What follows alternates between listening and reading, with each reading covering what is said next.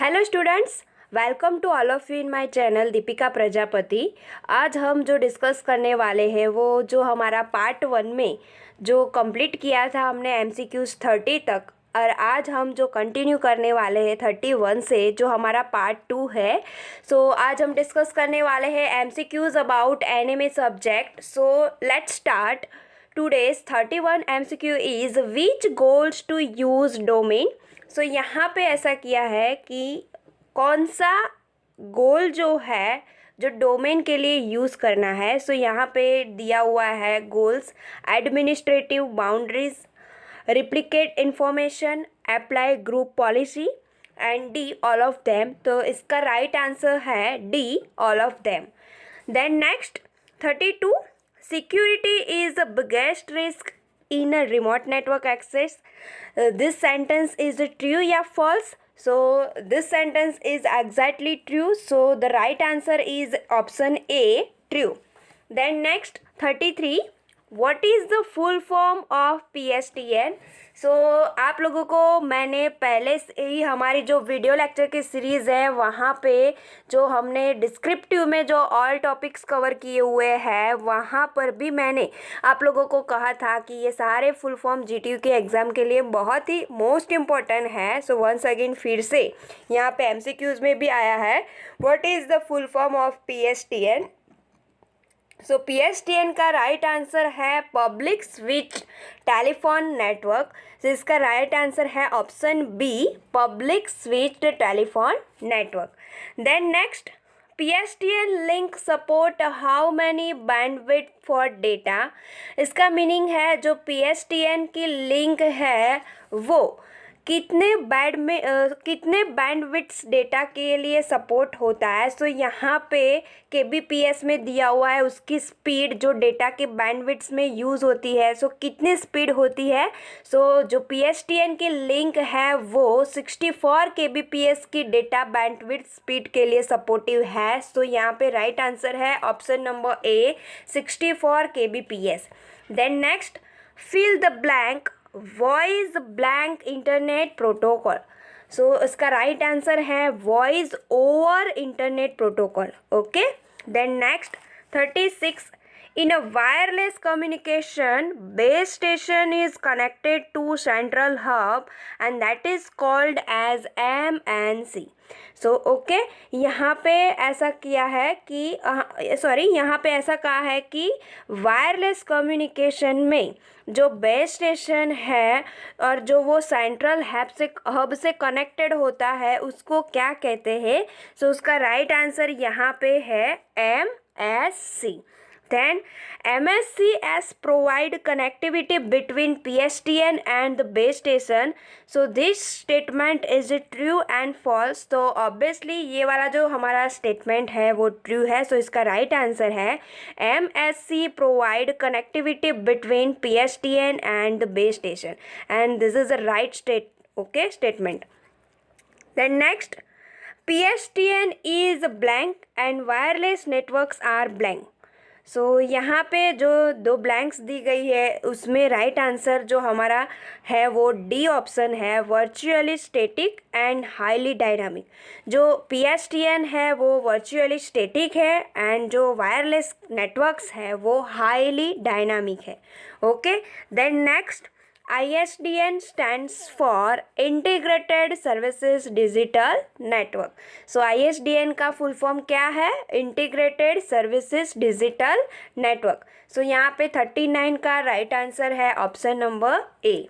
Then 40, ISDN provides integrated end user access to only packet switch network। सो यहाँ पे ISDN जो है यहाँ पे ऐसा कहा है जो ISDN है वो जो इंटीग्रेटेड एंड यूज़र एक्सेस करते हैं वो ओनली पैकेट स्विच नेटवर्क के लिए होता है, उसके लिए ही प्रोवाइड है ISDN। सो ये वाला जो स्टेटमेंट है वो फॉल्स है, बिकॉज ISDN जो है वो ओनली एंड ओनली जो हमारे एंड यूज़र होते हैं वो ओनली स्विच पैकेट के लिए प्रोवाइड नहीं है। ओके, सो ये वाला स्टेटमेंट फॉल्स है। उसके बाद 41, VPN is abbreviated as a virtual private network. So VPN का भी फुल फॉर्म क्या है? Virtual private network. उसके बाद 42 blank provides an isolated tunnel across a public network for sending and receiving data privately, as if the computing devices were directly connected to the private network, and that is known as a VPN, and we can also say as a virtual private network. Okay, then next there are a khali jagya, it means there are a blanks types of VPN. So यहाँ पे दो types के VPN जो है वो use होते हैं। So mainly 2 types के VPN होते हैं, और आप लोगों को शायद पता ही होगा कौन कौन से VPN होते हैं। तो यदि नहीं मालूम है तो मैं आप लोगों को बता देती हूँ।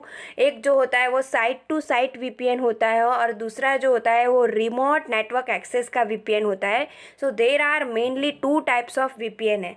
जो 5 प्रोटोकॉल है वो उसके टाइप्स नहीं है, उसका प्रोटोकॉल्स है, लेकिन there are mainly 2 types of VPN होता है। कौन कौन से VPN होता है? सो पहला वाला जो है वो साइट टू साइट VPN है, और सेकंड वाला जो है वो रिमोट एक्सेस नेटवर्क VPN है। ओके, सो इसका राइट आंसर है option number B. Then next DHCP, it means Dynamic Host Configuration Protocol, provides blank to the client. So जो Dynamic Host कॉन्फ़िगरेशन प्रोटोकॉल है वो क्या असाइन करता है? IP address, it means internet protocol address. So इसका right answer है option number A. Then DHCP is used for IP address version 6 and IP address version 4, दोनों के लिए यूज़ होता है। सो यहाँ पे उसका राइट आंसर है option number C, both IPv4 and IPv6। Okay, then 46 the DHCP server blanks, यहाँ पे उसका राइट आंसर है ऑल ऑफ द मेंशन। यहाँ पे जो DHCP सर्वर के लिए स्टेटमेंट दिए गए हैं जो ऑप्शन ए में है, DHCP server maintain a database of available IP addresses.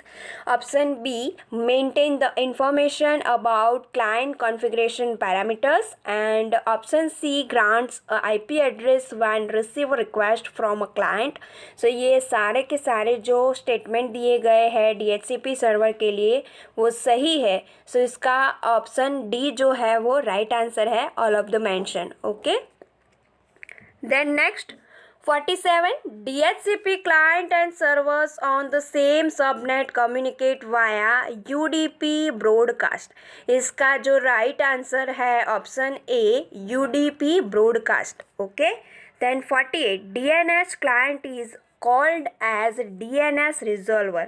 Okay, so DNS client जो है उसको हम DNS resolver भी कह सकते हैं। सो ये वाला मोस्ट इम्पॉर्टेंट है। उसके बाद 49 servers handle request for other domain by contacting remote DNS server.